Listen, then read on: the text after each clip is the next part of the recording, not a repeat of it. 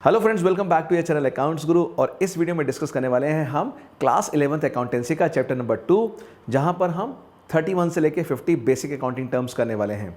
पहली 30 टर्म्स हमने वीडियो 1 में किया है। अगर वो आपने नहीं देखा तो उस वीडियो का लिंक मैं इसी वीडियो में डिस्क्रिप्शन बॉक्स में आपको प्रोवाइड कर दूंगा, तो जाके इसको देखिएगा। और इस 2 पार्ट्स के बाद आपका ये चैप्टर नंबर 2 पूरा कंप्लीट होगा और आप आराम से एग्जाम में क्रैक कर सकते हैं इस पर्टिकुलर चैप्टर के क्वेश्चंस को।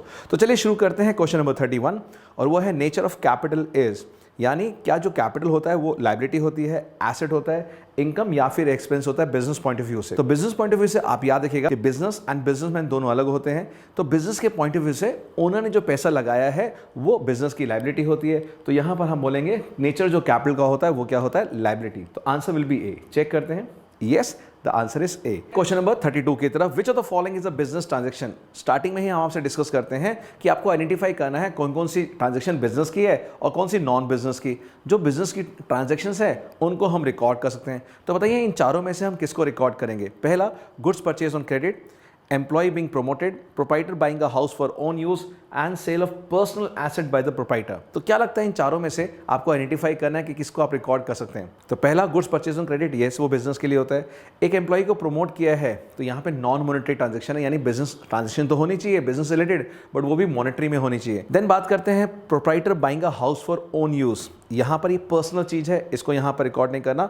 And sale of personal asset by the proprietor, यानी यहाँ पर एक पर्सनल एसेट प्रोप्राइटर ने बेचा है। बताइए कौन सा यहाँ पर आपको लगता है कौन सी इन चारों में से बिजनेस ट्रांजैक्शन है। तो आप कहेंगे सर यहाँ पे हमें आंसर लग रहा है ए, यानी goods purchase on credit, because इससे कोई फर्क नहीं पड़ता।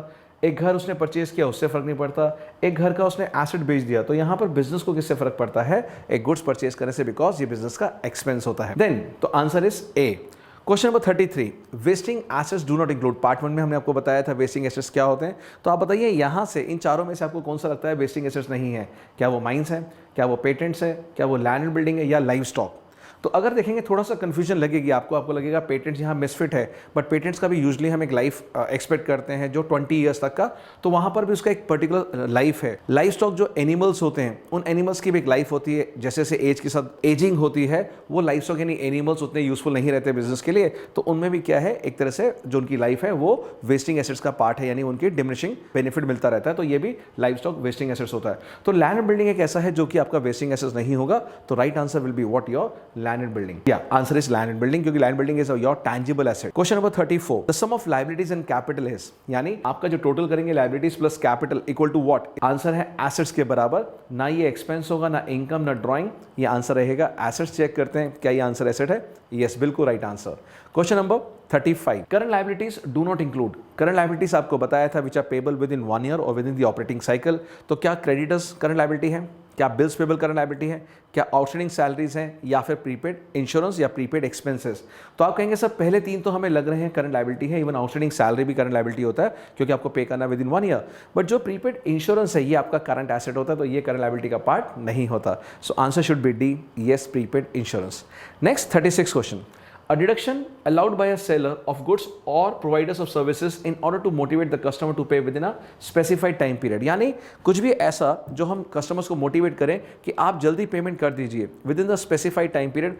उसमें से चारों में से क्या होगा, क्या वो क्वांटिटी डिस्काउंट होगा, क्या वो ट्रेड डिस्काउंट होगा, या फिर कैश डिस्काउंट होगा, या रिबेट होगा। तो क्या कहते हैं उस डिस्काउंट को जहां पर हम मोटिवेट करते हैं कस्टमर्स को कि वो जल्दी से पैसा पे कर दें, तो क्या रहेगा, answer should be C. Check करते हैं अगर आपका हमारा आंसर मैच करता है, yes C is the right answer, cash discount. A Tata truck purchase by a business for delivery purpose, यानी जो कंपनी है उसको अपने फाइनल प्रोडक्ट डिलीवर करने हैं कस्टमर्स तक, तो उसने एक ट्रक परचेज कर लिया टाटा कंपनी का। तो बताइए क्या होगा, क्या एक करंट एसेट होगा, या वो इंटैंजिबल एसेट होगा, या टैंजिबल एसेट, या नन ऑफ द अबव। तो क्योंकि ये बेनिफिट मोर देन 1 ईयर देगा, more than 1 operating cycle, huge investment इसके अंदर, कैपिटल एक्सपेंडिचर है, इसलिए इसका आंसर क्या होना चाहिए, आंसर शुड बी सी, यानी टैंजिबल एसेट। चेक करते हैं, yes the answer is tangible asset. Next question number 38, any expenditure the full benefit of which is received during one accounting period, यानी कोई भी ऐसा खर्चा जिसका बेनिफिट आपको 1 साल के अंदर ही मिल जाए, यानी विद इन 1 ईयर आपको मिल जाता है, उसका बेनिफिट अगले साल तक नहीं पहुंचता, ऐसे खर्चों को हम लोग क्या बोलेंगे, क्या वो हमारा करंट लायबिलिटी होगा, क्या वो करंट एसेट होगा, या कैपिटल एक्सपेंडिचर या रेवेन्यू एक्सपेंडिचर? तो देखिए करंट लायबिलिटी तो है नहीं क्योंकि हम मान के चल रहे हैं हमने पे कर दिया होगा।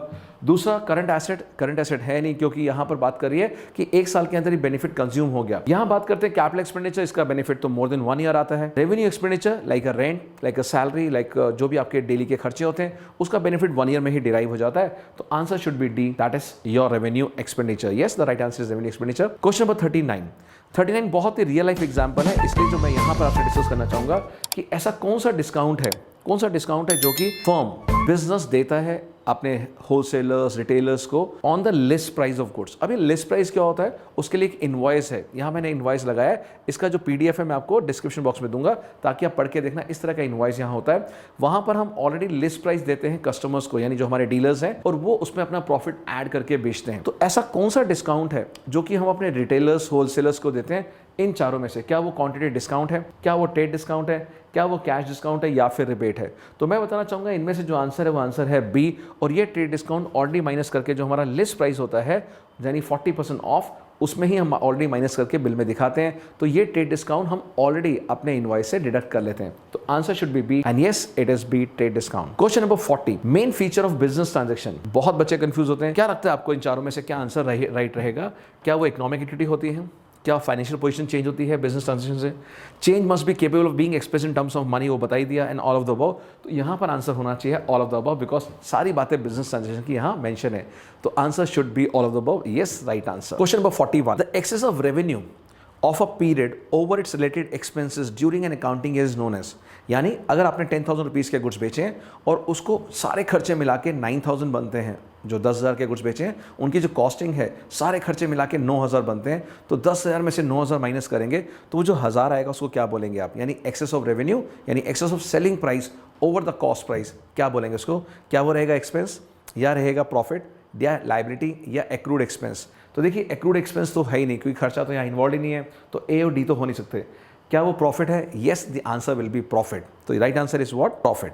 Next, the documentary evidence in support of a transaction is known as. Business के अंदर जब भी आप कुछ सेल परचेज करते हैं, आपके पास कुछ ना कुछ प्रूफ होना चाहिए कि आपने ये परचेज किया है, आपने ये सेल किया है। तो एक ऐसा डॉक्यूमेंट्री एविडेंस जो आपके पास होता है, कल को आपने रिकॉर्ड चेक करने की वाकई हमने लिया है या नहीं लिया, पेमेंट दे दी है नहीं दे दी है, तो एक डॉक्यूमेंट्री एविडेंस होता है। उस एविडेंस को क्या बोलते हैं? प्राइस, रिसिप्ट, वाउचर या डिस्काउंट। तो यहां पर आएगा हमारा क्या? वाउचर। तो voucher is a documentary evidence. Next question 43, dash is a liability that may occur depending on the outcome of N uncertain future event. यानी अगर फ्यूचर में कोई अनसर्टेनिटी है और हमें लगता है फ्यूचर में लायबिलिटी वो बन सकती है, तो क्या उसको करंट लायबिलिटी बोलेंगे, या उसको बोलेंगे नॉन करंट लायबिलिटी, या बोलेंगे फिक्स लायबिलिटी, या फिर कॉन्टिजेंट लायबिलिटी? तो वो लायबिलिटी जो फ्यूचर में हो भी सकती है, नहीं भी हो सकती। फॉर एग्जांपल, हमारी फर्म के अगेंस्ट कोई केस फाइल कर रखा है, या लेबर्स ने लेबर कोर्ट में केस फाइल कर रखा है और अभी उसका डिसीजन नहीं आया है, तो वो डिपेंड करेगा फ्यूचर कंटीजेंसीज पे, यानी फ्यूचर हैपनिंग के ऊपर। तो ऐसी लायबिलिटी जो आज नहीं है मगर फ्यूचर में हो सकती हैं, ऐसी लायबिलिटी को क्या बोलेंगे? एक स्पेशल नाम है, वो है answer number D, that is your contingent liability. तो right answer will be what? Contingent liabilities. Next question 44, at the end of financial year during which the sale of good was worth 5 lakh, the closing stock is valued at 40,000। अब ये कह रहा है कि पूरे साल हमने गुड्स को बेचा, जो गुड्स की सेल है वो है 5 लाख रुपए की, और जो अनसोल्ड गुड्स हैं वो बच गया हमारे पास 40,000। बताइए ये सब क्या है? क्या वो एक इवेंट है, क्या वो ट्रांजैक्शन है, क्या वो दोनों ट्रांजैक्शन इवेंट दोनों है, या फिर हमारा none of A and B? बताइए क्या आपको आंसर लग रहा है? बच्चों को ये डाउट होता है कि ट्रांजैक्शंस और इवेंट में फर्क क्या होता है। मैं आपको बता दूं, ट्रांजैक्शंस जो रिकॉर्ड करते हैं बिजनेस में वो क्रोनोलॉजिकल ऑर्डर में रिकॉर्ड करते हैं, डेट वाइज, मगर जो इवेंट है वो एंड में सब कुछ हो जाने के बाद हम उसको after doing everything we can analyse, या ये इवेंट है। जो ट्रांजैक्शन होती है वो हमारी फाइनेंशियल कंडीशंस को, फाइनेंशियल इनकम को, फाइनेंशियल स्टेटमेंट्स को इफेक्ट करती है, बट इवेंट ऐसा नहीं करती, इवेंट उससे रिलेटेड है। तो यहाँ पे हम बात कर रहे हैं at the end of the financial year during which the sale of good was 5 lakh. तो यहाँ पर हमारा 5 लाख सेल है, और यहाँ पर हम डिसीजन मेकिंग को भी हमारा इफेक्ट करती है। फ्यूचर के डिसीजन हमारी ट्रांजैक्शन के बेस पे होते हैं। फॉर एग्जांपल सेल कम है, हम डिसीजन लेंगे सेल कैसे को बढ़ाया जाए। तो यहाँ पर ये 5 लाख इज अ ट्रांजैक्शन। तो मैं कहना चाहूँगा आंसर बी ट्रांजैक्शन है। और जो क्लोजिंग स्टॉक है, जो स्टॉक बच गया, वो भी एक इवेंट है, यानी इससे रिलेटेड है कि अगर सारा माल बिक जाता तो कोई इन्वेंट्री नहीं होता, बट क्योंकि हमने यहाँ पर 5 लाख बेचा और कुछ स्टॉक बच गया, उसी से रिलेटेड है, वो इवेंट है। तो ये इवेंट का मतलब क्या? It will not effect the decision, बहुत ज़्यादा इफेक्ट नहीं डालेगा डिसीजन को, बट जो ट्रांजेक्शन होती है वो डेफिनेटली इफेक्ट डालती है। तो यहाँ पर ट्रांजेक्शन्स एंड इवेंट्स आपस में बिजनेस में रिलेटेड होती है और यहाँ पर बहुत सारी चीज़ें जो रिकॉर्ड करते हैं वो ट्रांजेक्शन्स के बेस पे ही हम लोग फाइनेंशियल डिसीजन मेकिंग करते हैं। Yes, answer is C, both it is an event and a transaction. 45 question, which of the following statement is correct? कौन सा लगता है आपको करेक्ट है? Income is equal to revenue minus expense, या income is equal to expense minus revenue, या फिर expense is equal to income minus revenue, या फिर income is profit minus expense? क्या लगता है चारों में से आपको क्या है आपका आंसर? आपका इनकम रेवेन्यू माइनस एक्सपेंस है, या इनकम एक्सपेंस माइनस रेवेन्यू है, या एक्सपेंस इनकम माइनस रेवेन्यू होती है, या फिर इनकम प्रॉफिट माइनस एक्सपेंस होती है? तो इन चारों में से हमें लग रहा है selling price minus cost price यानी revenue minus expense should be the right answer. A check करते हैं and yes, A is the right answer. Next question number 46, consider the following items. एक आपके पास प्रीपेड सैलरी है, दूसरा आपके पास accrued interest है यानी जो अभी मिलना है, एक लोन है जो कि शॉर्ट टर्म लोन है, और एक है बैंक ओवरड्राफ्ट। आपने बताना है इन चारों में से कौन कौन सी आइटम करंट लायबिलिटी का पार्ट होगा। क्या first item prepaid salary part हो सकता है? No, it's a current asset. तो जहां भी वन इन्वॉल्व है वो नहीं होगा, यानी ये ए और सी बाहर निकल गए। देन एक्रूड इंटरेस्ट, जहां पे 2 होगा ये भी करंट एसेट्स होता है, जहां 2 इन्वॉल्व है यहां भी 2 इन्वॉल्व है, यहां भी 2 इन्वॉल्व है, तो बी भी हट गया। तो अब आप आसानी से देख सकते हैं कि हमारा आंसर क्या होगा यहां पर 3 और 4, क्योंकि यहां पर loan short term and 4 bank overdraft, ये दोनों आइटम सिर्फ यहां पर है। तो योर आंसर विल बी 3 और 4 and yes, right answer is 3 और 4। Next 47, goods used from stock of the business for business purposes are treated as dash for the business, but similar goods if used by the proprietor for his personal use are treated as dash. यानी अगर जो goods हैं हमारे जो godown में माल रखा हुआ है उसमें से हमने निकाला गुड्स और वो बिजनेस के पर्पस के लिए यूज कर लिया, वो क्या होगा? दूसरा, वही गुड्स अगर ओनर लेके चला जाता है पर्सनल यूज के लिए, फॉर एग्जाम्पल मेरा बिजनेस है गारमेंट्स का और कुछ शर्ट्स हैं जो बनती हैं, उसका कपड़ा है जो रॉ मटेरियल होता है, वो रॉ मटेरियल मैंने यूज़ करके शर्ट्स में बना लिया, वो क्या होगा? और दूसरा, अगर मैं बनी बनाई शर्टें अपने ही बिजनेस से निकाल के यूज़ कर लूँ, वो क्या होगा? तो देखिए आंसर क्या है, क्या वो इन्वेंट्री है, क्या वो ड्राइंग है पहला पार्ट, या वो एक्सपेंडिचर है? तो यहाँ हम कह सकते हैं वो एक्सपेंडिचर है। क्यों? क्योंकि जो भी हम बिजनेस में यूज़ करते हैं for further production, further manufacturing, वो हमारा एक्सपेंस होता है, तो एक्सपेंडिचर है। बट वहीं पे अगर ओनर विड्रॉ करता है पर्सनल यूज़ के लिए, उसको बोलते हैं हम लोग ड्राइंग्स। तो यहाँ हम देख पा रहे हैं ड्राइंग्स एक ही ऑप्शन में है, चारों में ड्राइंग्स नहीं था। ड्राइंग यहाँ पर, यहाँ ड्राइंग था डेबिट में, बट यहाँ ड्राइंग्स यहाँ सेकंड लाइन के लिए फिट बैठ रहा है। फर्स्ट पॉइंट में ड्राइंग गिवन है first fill in the blank के लिए, बट ये आंसर सही नहीं हो सकता। तो right answer is D. Check करते हैं and yes, the right answer is D. Next, livestock includes. ये बहुत बार हम पूछते हैं लाइव स्टॉक क्या होता है? ये एनिमल्स होते हैं। कुछ ऐसे बिजनेस हैं जहाँ पर एनिमल्स को इस्तेमाल किया जाता है, ठीक है। आप देखते हैं शादियों में जो दूल्हे राजा होते हैं बैठते हैं ना, तो वो जिस पे बैठते हैं वो भी एक लाइव स्टॉक है उस फर्म के लिए, उस कंपनी ऑर्गेनाइजेशन के लिए। तो यहाँ पर आंसर रहेगा आपका सी। चेक करते हैं and yes, C animal is the right answer. 49 question, which of the following is not a long term liability? ऐसा कौन सी लायबिलिटी जो लॉन्ग टर्म नहीं है, 1 साल के बाद नहीं पे करनी? क्या वो क्रेडिटर्स है, क्या वो टर्म लोन है, क्या वो डिबेंचर्स है, क्या वो कैपिटल है? तो आपको बता दूं, नीचे की 3 आइटम, टर्म लोन मतलब जो 5 साल 10 साल 15 साल पर्टिकुलर टाइम के लिए मिलता है। Debenture is a long term borrowing by the firm, by the company. Capital जो मनी इन्वेस्ट होता है हमेशा के लिए, जब तक बिजनेस बंद ना हो जाए तभी कैपिटल विड्रॉ कर सकते हैं। तो ये बिजनेस की तीनों लॉन्ग टर्म लायबिलिटी। तो आंसर इज व्हाट? क्रेडिटर्स। देखते हैं आंसर क्रेडिटर्स है। Yes, the answer is creditors. And last question, which of the following transaction is not of financial character? इनमें से बताइए कौन सी ऐसी चीज़ है जो फाइनेंशियल कैरेक्टर नहीं है? Purchase of assets on credit, purchase of assets for cash, withdrew of money by proprietor और strike bye employees.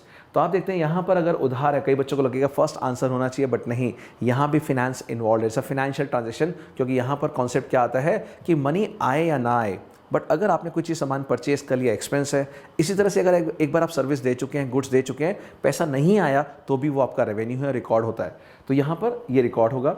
Purchase of asset for cash, वो तो है ही है। विड्रॉ किया मनी, इसको ड्राइंग्स बोलते हैं, ये भी फाइनेंशियल ट्रांजेक्शन है और ये यहाँ पे रिकॉर्ड होगी। बट जो स्ट्राइक करी है एम्प्लॉइज़ ने, वो नहीं रिकॉर्ड होगी, क्योंकि वो मॉनेटरी टर्म्स में कन्वर्ट नहीं कर सकते हम। तो मेरे प्यारे बच्चों, ये मैंने 50 अकाउंटिंग टर्म्स आपको समझा के एसेस कर लिया, यानी आने वाले एग्जाम में इन्हीं 50 के अंदर से आई कैन एश्योर यू कि आपके एग्जाम में आएगा, और कोई नई आइटम भी आएगी तो इस नॉलेज से आप क्रैक कर लेंगे। तो देखिए बच्चे, हम आपके टीचर्स यही चाहते हैं कि आप अच्छा करें, और 11th क्लास के अंदर अगर पहला टेस्ट आपका अच्छा हो जाता है तो आपके चेहरे पे स्माइल रहेगी, कॉन्फिडेंस आपका हाई होगा। तो चलिए मिलते हैं एक और यूजफुल वीडियो के साथ अगले के लिए। तब तक इस वीडियो को जरूर लाइक करना, सब्सक्राइब करना और अपने फ्रेंड्स के साथ शेयर करना, और मेंटर्स देख रहे हैं तो do share with your students. So see you soon in the next video with more important content. Thank you, love you all, bye bye. और हाँ, डिस्क्रिप्शन बॉक्स में देख लेना कि पहला पार्ट 1 का वीडियो भी है, और दूसरा टेलीग्राम चैनल है, हमारा इंस्टाग्राम है, और बाकी जितने भी सोशल मीडिया लिंक्स होंगे वो सारे के सारे मैं आपको उसमें प्रोवाइड कर दूंगा। Fine, thank you.